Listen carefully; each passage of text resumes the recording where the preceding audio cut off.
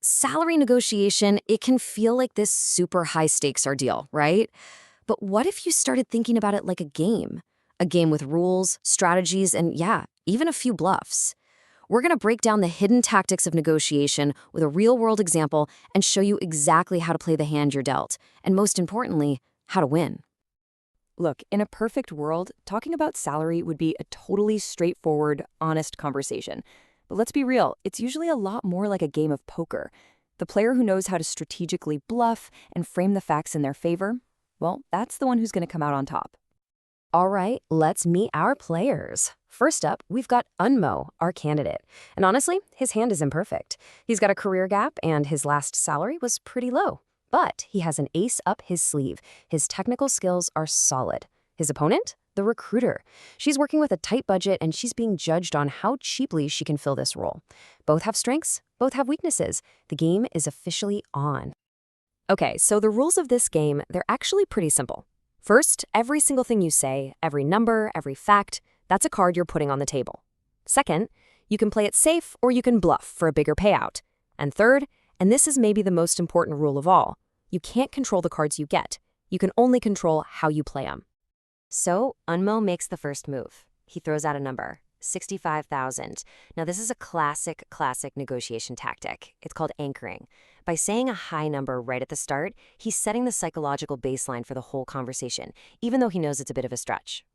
And this right here is rule number 1 in action. I mean, does Unmo really expect to get 65,000? Probably not, and he knows their recruiter knows that. Just remember this. The first number you hear is always a bluff. It's just a way to feel things out and start the race. And just like that, the recruiter plays her card. She hits back with a lowball offer of 45,000 and tries to justify it by saying her budget is only 40 to 60,000. She's playing her own game, immediately bringing up Unmo's career gap to put him on the defensive. It's a textbook move to try and grab control. But, and this is the big but, the recruiter is bluffing too, big time.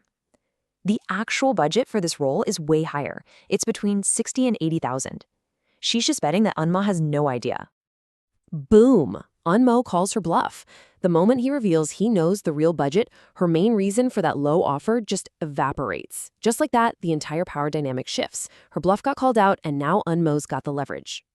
But a good player, right? They know how to recover from a bad hand. The recruiter pivots fast. She kind of admits defeat on the budget thing, but then immediately puts the spotlight back on Unmo's biggest weakness, that 1-year career gap. She starts framing him as a risk, saying that higher salary is for someone with more experience. Okay, so now Unmo's kind of on the defensive. His biggest weakness is right there, out in the open. But what he does next, it's a game changer. He's about to use this really powerful, totally counterintuitive strategy. It's a strategy called the law of candor. And it's so simple, but man, is it powerful. The idea is that in a situation where trust is low, like, say, a negotiation, admitting a negative about yourself actually makes you seem more honest. It lowers their guard and makes them way more open to what you're about to say next. And watch this. This is how he does it. Unmo doesn't just admit the gap is a problem. He goes all in with this crazy honest admission. He tells her he's applied to 200 jobs and hasn't had much luck. Now, that might sound like weakness, but it's actually a strategic play to build some real trust. So, you see what he did there? It's a brilliant 2-step move. Step 1, you show your vulnerability. You admit the negative, and that builds a little bridge of trust. It psychologically makes the other person lower their defenses. But then comes step 2, and this is absolutely crucial. You have to connect that weakness to a strength. And here's the magic. The pivot. Unmo takes that vulnerability and flips it completely on its head. He's basically saying, you're right, I am desperate for this job. And you know what that means? It means I will work harder and be more motivated than anyone else you could possibly hire. And for that level of dedication, I'm only asking for 55,000. He just turned his weakness into their biggest win. All right, so let's just take a quick pause and see where we're at in this tug of war. The recruiter had come up to 50,000.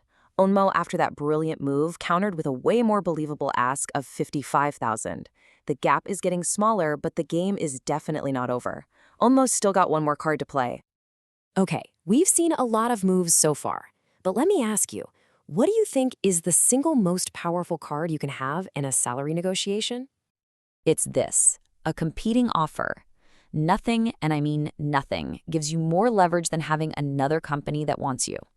It's instant proof of your value in the market, and it creates a serious fear of loss for the recruiter. It totally changes the conversation from if we should hire you to how we can make sure we get you. And this is Unmo's ultimate play. It's the biggest bluff of the entire game. He doesn't actually have another offer. But he knows this card is just too powerful not to play. He states it like it's a simple fact, linking his demand of $55,000 directly to this other, supposedly real offer. I mean, think about it. This move puts the recruiter in a really, really tough spot.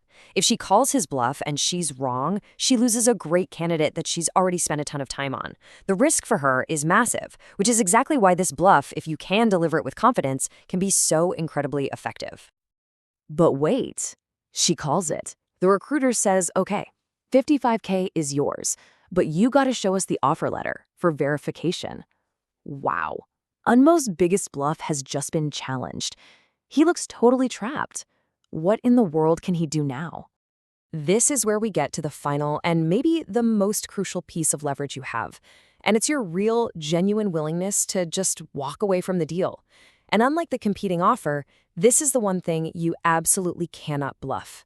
They have to believe that you actually mean it. So what does Unmemo do? He doesn't even argue about the offer letter. He just sidesteps it. He says again how much he wants the job, but he holds firm on his walkaway number. He makes it crystal clear that $55,000 is his bottom line, and he puts the final decision and all of the pressure right back on her. And guess what? It worked. The recruiter decided that Unmo, a candidate who aced all his tests and could start immediately, was worth it.